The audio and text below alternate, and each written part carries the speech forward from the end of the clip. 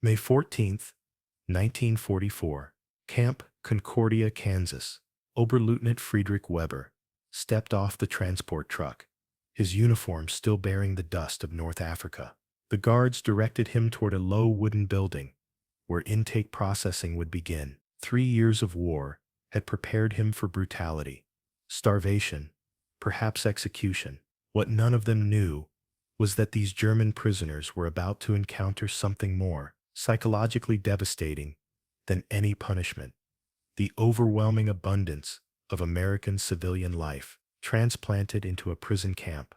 The German prisoners owned their expectations of captivity. Since the war began in 1939, propaganda had painted America as a nation weakened by decadence, struggling with Depression-era poverty, barely capable of fielding an army. Obergefreiter Hans Müller, captured at Kasserine Pass in February 1943, had been told American soldiers were poorly trained conscripts, that American industry was inefficient, that the homeland would achieve victory within months. The reality of American prison camps would shatter these beliefs more thoroughly than any battlefield defeat. America's treatment of prisoners was straightforward under the Geneva Convention of 1929. Feed them the same rations as your own troops. Provide adequate shelter and medical care. Allow them to work for wages. Treat them humanely. What the Germans hadn't anticipated was what American troop rations actually meant.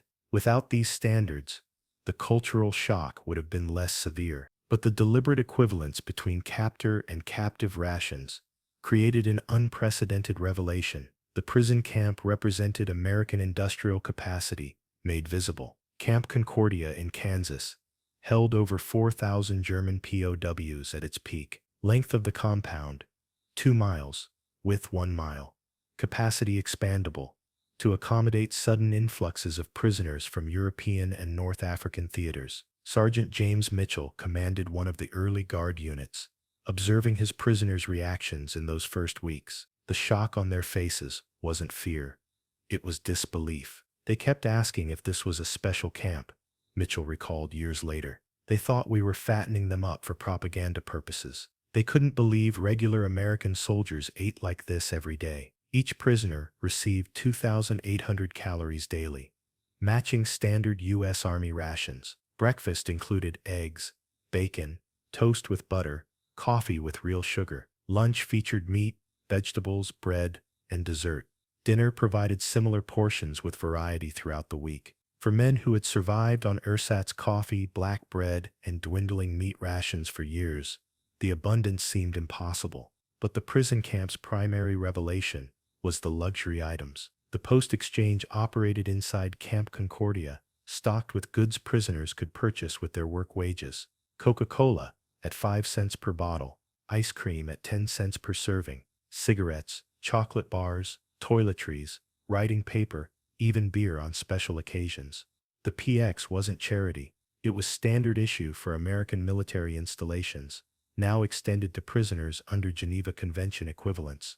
Gefreiter Otto Schultz had spent 18 months on the Eastern Front before transfer to North Africa.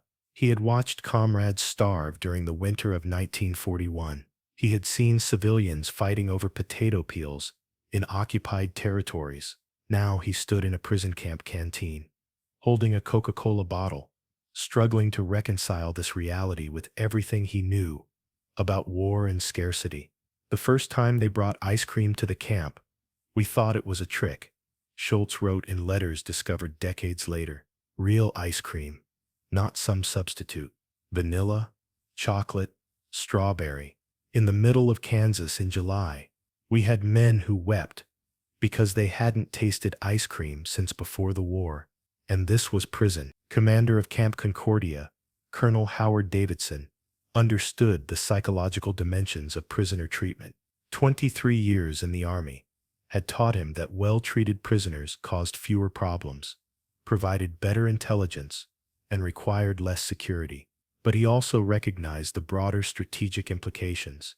Every German prisoner who experienced American abundance became a witness to the regime's lies about American weakness. The camp's main advantage was its location and purpose.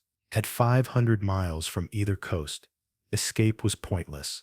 Surrounded by American heartland agriculture and industry operating at full capacity, prisoners saw firsthand what total war mobilization looked like in an untouched homeland.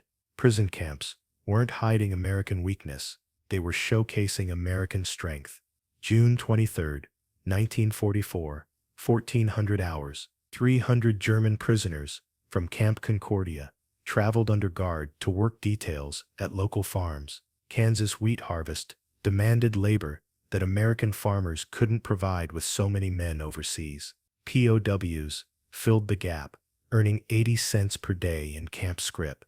The work itself wasn't shocking. Agricultural labor was familiar. What shocked them was the scale, the mechanization, the sheer productivity of American farming.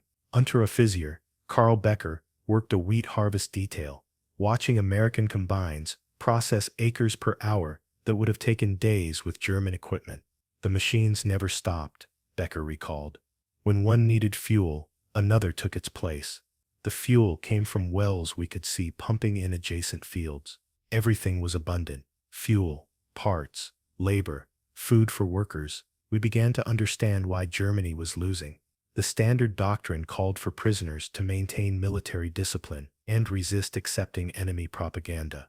But with truth all around them, resistance became psychological torture. Officers ordered men to reject American abundance as artificial, to maintain faith in ultimate German victory, to remember their oaths and duties. Gefreiter Wilhelm Hoffmann described the cognitive dissonance. Our officers told us America was weak, starving, on the verge of collapse, but we ate better than we had in years.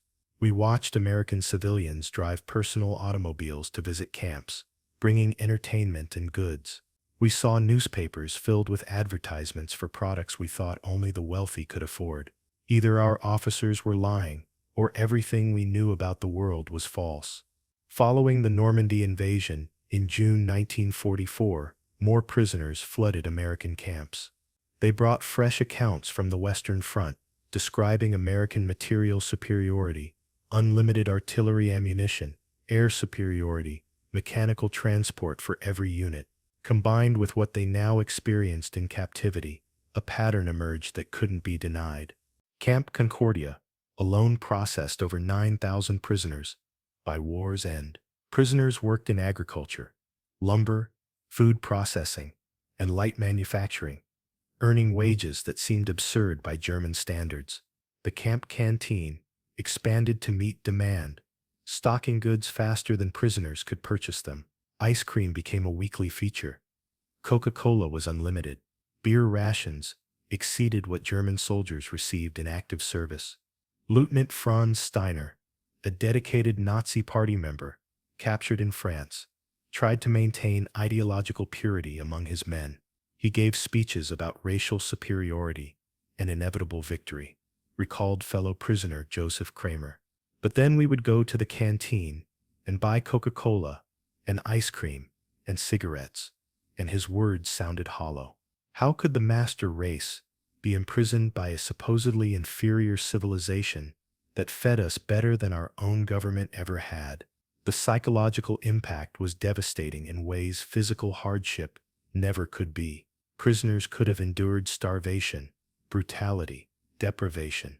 Those experiences would have confirmed everything they believed about war and sacrifice. Instead, they faced abundance that invalidated their worldview. Japanese Americans served as guards at some camps, adding another layer of complexity.